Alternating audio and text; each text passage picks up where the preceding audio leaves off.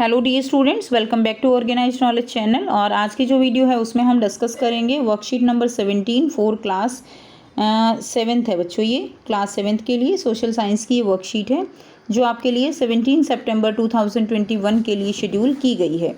आज की जो वर्कशीट है बच्चों उसमें हम एयर चैप्टर जो है आपका वो स्टार्ट करेंगे।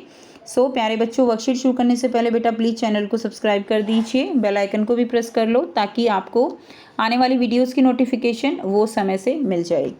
Now let's start. The blanket of air surrounding the earth is called the atmosphere. सभी बच्चे जानते हैं हमारे चारों तरफ क्या है, हमारे चारों तरफ एयर है और जो ब्लैंकेट है एयर का अर्थ के चारों तरफ उसको हम क्या कहते हैं? It is known as atmosphere. क्या कहेंगे? Atmosphere. All living beings on this earth depend on atmosphere for their survival. जितने भी लिविंग बींग्स हैं अर्थ पे इस एटमॉस्फेयर के ऊपर डिपेंड करते हैं अपने सर्वाइवल के लिए, ज़िंदा रहने के लिए। क्यों? Because it provide us air to breathe. क्योंकि जो एयर है वो उससे हम सांस लेते हैं। एयर में क्या है बच्चों? ऑक्सीजन है, ऑक्सीजन से हम सांस लेते हैं। And protect us from the sun harmful rays. और ये जो एटमॉस्फेयर है ये हमें सन की जो हार्मफुल रेज हैं उनसे प्रोटेक्ट करता है। If there is no atmosphere, सोचिए अगर एटमॉस्फेयर ना हो तो क्या होगा? We would be baked during the day with extremely hot rays of the sun. ठीक है कि जो सन की रेज हैं, जो एटमॉस्फेयर है वो क्या करता है? वो सन की रेज को जो है सबको अंदर आने से रोकता है। तो क्या हो जाते? हम दिन में जो है बेक हो जाते, सन की रेज से जल जाते, भुन जाते। ठीक है, क्योंकि इतनी स्ट्रॉन्ग जो है हीट होती है सन की रेज में कि हमारी बॉडी उनको टॉलरेट ही नहीं कर सकती है। ओके, हम क्या हो जाते? हम जो है बेक हो जाते। क्लियर? उसके बाद देखिए नेक्स्ट दिया गया है and get frozen during night. अब नाइट में जो है हम क्या हो जाते? फ्रोज हो जाते। क्यों? क्योंकि जो एटमॉस्फेयर नहीं होता तो सारी हीट अंदर आती और रात को क्या होता? रात को सन नहीं होता तो हीट नहीं होती, तो जो अर्थ है वो बिल्कुल एकदम चिल हो जाती, कोल्ड हो जाती। वो भी हम सहन नहीं कर सकते थे। यानी एटमॉस्फेयर के बिना आप ये कह सकते हो कि लाइफ ही नहीं होती, हम होते ही नहीं अर्थ पे। ठीक है, तो इसीलिए जो एटमॉस्फेयर है वो हमारे लिए बहुत ज़्यादा ज़रूरी है। दस the atmosphere has made the temperature on the earth level. जो एटमॉस्फेयर है वो जो है क्या करता है? वो हमारे लिए जो टेम्परेचर है उसको बैलेंस करके रखता है और जिसके कारण हम जो है अर्थ पर जिंदा रह पाते हैं। Now the air we take in while breathing is actually a mixture of many gases. अब हम बच्चों जो सांस लेते हैं एयर में वो केवल ऑक्सीजन नहीं है, हमारे लंग्स केवल ऑक्सीजन का यूज़ करते हैं, बट हम जो सांस लेते हैं उसके थ्रू हमारी सारी गैसेज जो है हमारी बॉडी के अंदर सांस के थ्रू जाती हैं। और वो जो गैसेज हैं वो कौन कौन सी हैं? तो एटमॉस्फेयर के अंदर नाइट्रोजन गैस है बच्चों 78%, ऑक्सीजन गैस जो है वो प्रेजेंट है 21%, और जो कार्बन डाइऑक्साइड गैस है वो प्रेजेंट है 0.03%, और जो आर्गन गैस है बच्चों ठीक है वो गैस है 0.93%, और बाकी अदर गैसेज हैं 0.04%। ठीक है, तो ये सारी गैसेज का मिक्सचर है हमारे चारों तरफ की air. Clear? Now major gases of the atmosphere. Atmosphere की मेजर गैसेज कौन सी हैं? फर्स्ट है नाइट्रोजन। नाइट्रोजन कितनी है? 78% है।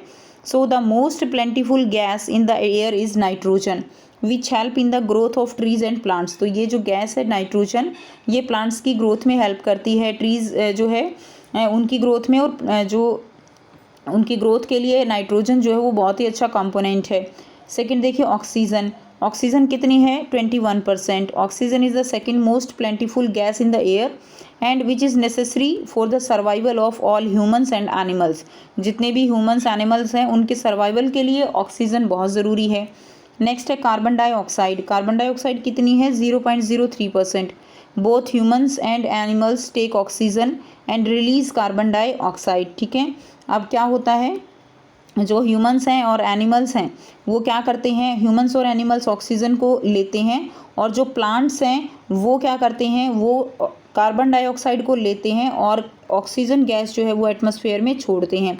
इनके अंदर फोटोसिंथेसिस होता है जिसके कारण इनको कार्बन डाइऑक्साइड की ज़रूरत होती है, और ये क्या करते हैं? ये ऑक्सीजन गैस जो है वो एटमॉस्फेयर में छोड़ते हैं जिसके कारण एटमॉस्फेयर के अंदर बैलेंस जो है वो बना रहता है।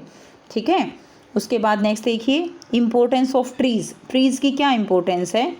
सभी बच्चे जानते हैं ट्रीज़ हमारे लिए बहुत इंपॉर्टेंट हैं। If we cut down trees the balance of oxygen and carbon dioxide in the air is disturb.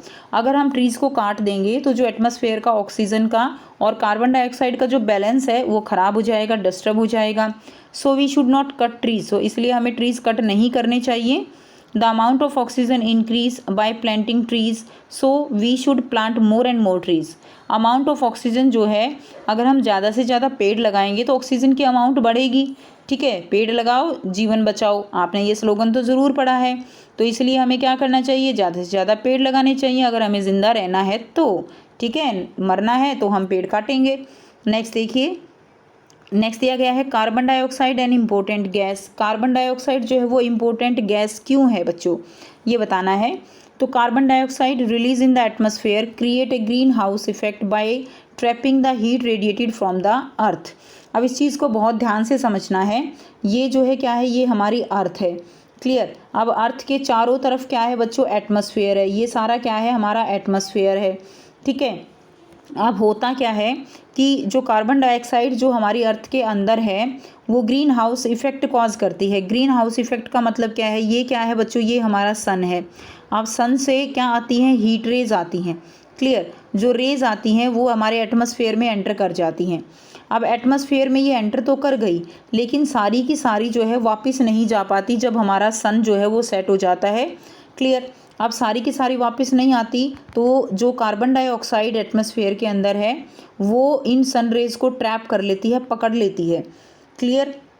इसी इफेक्ट को क्या कहते हैं, ग्रीन हाउस इफेक्ट कहते हैं, क्योंकि इसके कारण एटमॉस्फेयर का जो टेम्परेचर है, अर्थ का जो टेम्परेचर है वो मेंटेन रहता है। ना ज़्यादा गर्मी होती है ना ज़्यादा सर्दी होती है। क्लियर। जैसे हमने पढ़ा कि एटमॉस्फेयर नहीं होगा तो गर्मियों में गर्मी बहुत ज़्यादा हो जाएगी। ठीक है, यानी एटमॉस्फेयर नहीं होगा तो दिन में हम जल जाएंगे, बेक हो जाएंगे, और रात में फ्रीज़ हो जाएंगे, यानी लाइफ ही नहीं होगी। तो ये जो इफ़ेक्ट होता है उसको हम ग्रीन हाउस इफ़ेक्ट कहते हैं। अब सोचिए कि अगर ये कार्बन डाइऑक्साइड ज़्यादा मात्रा में बढ़ जाए, यानी जिस तरह से हमारे एनवायरनमेंट में पोल्यूशन बढ़ रहा है उससे क्या हो रहा है, कार्बन डाइऑक्साइड लगातार बढ़ रही है और उससे गर्मी जो है ज़्यादा बढ़ रही है। अर्थ का टेम्परेचर लगातार बढ़ता जा रहा है, जिसके कारण अब सर्दियाँ नाम मात्र की रह गई हैं। केवल गर्मियाँ का मौसम जो है वो बढ़ता चला जा रहा है। सारा का सारा रीज़न है ग्रीन हाउस इफेक्ट का। पॉल्यूशन बढ़ गया है, कार्बन डाइऑक्साइड लेवल बढ़ रहा है, अदर गैसेस बढ़ रही हैं, जिसके कारण एटमॉस्फेयर का टेम्परेचर बढ़ रहा है। अर्थ का टेम्परेचर जो है वो बैलेंस नहीं हो पा रहा। क्लियर। इसीलिए हमें क्या करना है, पेड़ ज़्यादा लगाने हैं, पॉल्यूशन कम करना है, यही सॉल्यूशन है। अब देखिए नेक्स्ट क्या दिया गया है, जो ये इफेक्ट है, it is therefore called a green house effect and without it the earth would have been too cold to live in. However, when its level in the temperature atmosphere increases due to factory smoke, car fumes, यानी pollution के कारण अगर carbon dioxide का level बढ़ता है, the heat retained increases the temperature of the earth। इससे जो temperature है अर्थ का वो क्या हो जाएगा, वो बढ़ता है। And this is called the global warming, और इसको हम क्या कहते हैं, इसको हम ग्लोबल वार्मिंग कहते हैं। This rise in temperature causes the snow in the coldest part of the world to melt. इससे क्या होगा, टेम्परेचर अगर बढ़ेगा तो जो आइस है वो जो है क्या होगी, मेल्ट हो जाएगी, सी लेवल इंक्रीज़ हो जाएगा, फ्लड आ जाएगी, बाढ़ आ जाएंगी। ठीक है ना, जो कोल्डेस्ट एरिया है जहाँ बर्फ़ ही बर्फ़ है वहाँ बाढ़ आ जाएंगी। There may be drastic change in the climate of a place leading to extinction of some plants and animals in the long run. और धीरे धीरे जो प्लांट्स हैं, एनिमल्स हैं, इतनी ज़्यादा क्लाइमेट चेंज हो जाएगी कि वो सब जो है क्या हो जाएंगे, एक्सटिंक्ट हो जाएंगे, ख़त्म हो जाएंगे, गायब हो जाएंगे। अब बात करते हैं इसके क्वेश्चन आंसर्स की।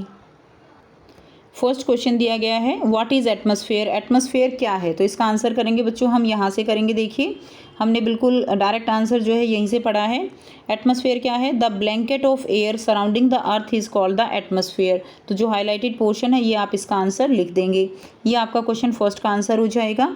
नेक्स्ट देखिए क्वेश्चन नंबर सेकेंड दिया गया है आपको, what is the reason behind increase in the earth atmosphere. Earth atmosphere का जो टेम्परेचर है उसका जो है इंक्रीज़ होने का रीज़न क्या है, तो वो इंक्रीज़ क्यों होता है, बिकॉज अब देखिए यहाँ से आप करेंगे।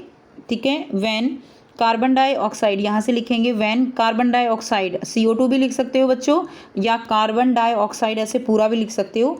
तो when carbon dioxide level in the atmosphere increases due to factory smoke car fumes the heat retained increases the temperature of the earth. जो हीट रहती है एटमॉस्फेयर में उसके कारण टेम्परेचर जो है वो क्या हो जाता है, इंक्रीज हो जाता है। तो ये आपका क्वेश्चन नंबर 2 का आंसर हो जाएगा। क्लियर है। उसके बाद देखिए नेक्स्ट दिया गया है, तो यहाँ से आप क्वेश्चन नंबर 2 लिख लेंगे। नेक्स्ट करेंगे क्वेश्चन नंबर 3 है फिल इन द ब्लैंक्स। तो ब्लैंक्स जो है आपको फिल करने हैं। फर्स्ट है trees and plants release dash gas. Trees और जो प्लांट्स हैं वो कौन सी गैस रिलीज करते हैं, ऑक्सीजन गैस। ठीक है, तो आप आंसर लिख देंगे ऑक्सीजन गैस। सेकंड देखिए dash gas create green house effect. कौन सी गैस ग्रीन हाउस इफेक्ट क्रिएट करती है, कार्बन डाइऑक्साइड। ये आपका आंसर हो जाएगा। थर्ड देखिए rise in temperature of earth atmosphere is called, क्या कहते हैं उसको हम, ग्लोबल वार्मिंग। तो ये आंसर है ग्लोबल वार्मिंग, तो ये आप लिख लीजिए ग्लोबल वार्मिंग। अब आपको क्या करना है, अब आपको फोर्थ क्वेश्चन है मैच करने हैं। नाइट्रोजन कितने परसेंटेज है बच्चों क्वांटिटी में, 78%, तो सी के साथ मैच कर दीजिए। ऑक्सीजन कितने हैं, ऑक्सीजन है हमारी 21%, तो डी के साथ मैच कर दीजिए। कार्बन डाइऑक्साइड है 0.03, बी के साथ कर दीजिए।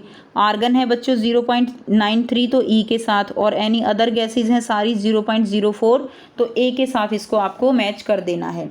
तो ये थी बच्चों आपकी आज की SST की वर्कशीट। आई होप सभी स्टूडेंट्स को ये क्लियर है। कोई भी डाउट है तो बच्चों पूछ सकते हो। वीडियो अच्छी लगी तो प्लीज़ लाइक कर दीजिए, शेयर कर दीजिए और चैनल को भी सब्सक्राइब कर दीजिए। So thanks for watching. मिलते हैं नेक्स्ट वीडियो में नेक्स्ट वर्कशीट के साथ। Take care.